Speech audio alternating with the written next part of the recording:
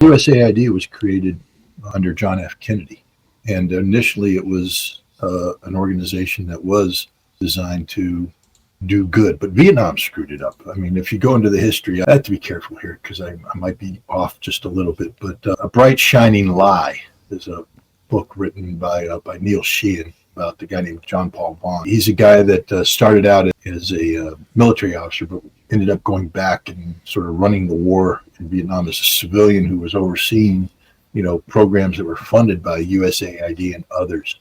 So it's been screwed up ever since. And then it got involved in Central America, it got involved in Africa, and it just became sort of dirty. It got involved in Cuba. But the CIA was having its own efforts. And what happened is they ended up working in parallel.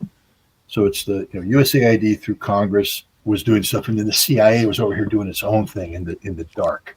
And then what happened is people said, man, if the CIA gets caught doing that, it's too dirty. Why don't we just roll the CIA's programs into USAID? So they created a special part of USAID. Now, let me tell you how this works in real life. They have these things called the interagency committee. You'll form an interagency committee for X, Y, Z. Let's say it's a committee about Syria. It will be run by the State Department.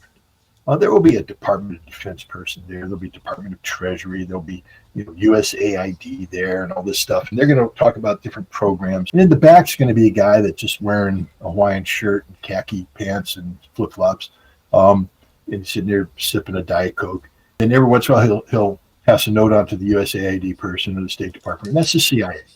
And the CIA is still running the whole thing, but they just do it quietly.